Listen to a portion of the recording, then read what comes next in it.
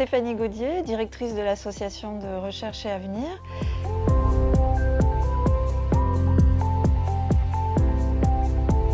Trois missions. Une mission de valorisation, de promotion de la recherche, aider les chercheurs à sortir les résultats des laboratoires de recherche pour en faire bénéficier le monde économique.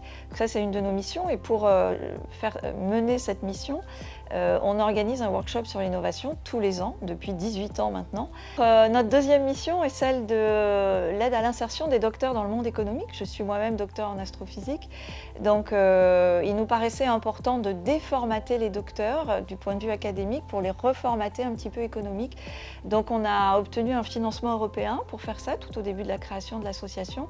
Et aujourd'hui, on a accompagné plus de 150 docteurs vers l'emploi, en sachant que faire de la recherche en étant docteur, il n'y a que 10% des candidats qui sont formés qui rentrent dans la recherche publique. Donc 90% arrivent sur le marché du travail. Donc il fallait les préparer à intégrer ce marché du travail. Ça, c'est notre deuxième mission.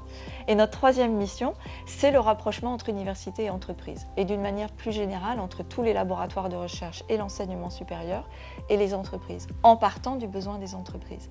Donc ça, on a monté ça avec Laurent Londex, on est cofondateurs tous les deux de ce dispositif qui a été lancé dans les Alpes-Maritimes en 2014, donc on était en phase expérimentale à ce moment-là, et on a travaillé avec le territoire de Cannes et l'ensemble des territoires des Alpes-Maritimes.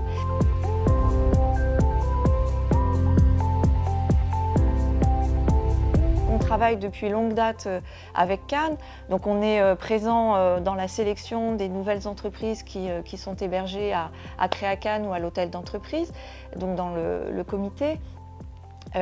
Également, on participe à organiser des événements, des présentations du dispositif RE, en invitant les entreprises des pépinières à participer. Donc on a comme ça qualifié plusieurs entreprises du territoire de Cannes.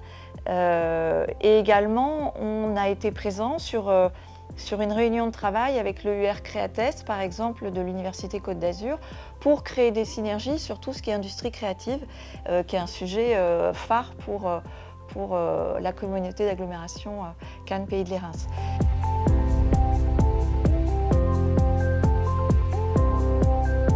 Je pense que ça doit tourner autour d'une trentaine de partenariats, d'une cinquantaine d'entreprises qualifiées.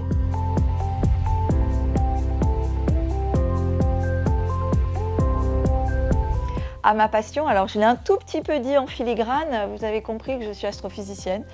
Forcément, quand on arrive à faire des études en astrophysique, c'est par passion. Dans les années 90, travailler sur la matière noire, au moment où on a découvert qu'il existait de la matière noire, que la matière lumineuse dans l'univers, ça représentait que 5% de la matière qui existait, ça voulait dire qu'il y avait 95% d'inconnus.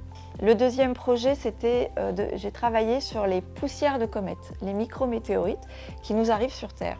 Et donc il y a 40 000 tonnes de poussière extraterrestre qui arrivent sur Terre chaque année et 10 000 tonnes qui tombent au sol.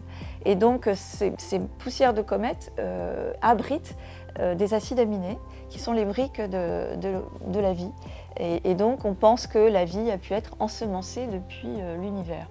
Et ma thèse de doctorat, je l'ai faite sur le Soleil. C'est la seule étoile qu'on est capable de voir de près et d'étudier de près. Et donc, j'ai participé à analyser les phénomènes physiques qui avaient lieu à l'intérieur du Soleil.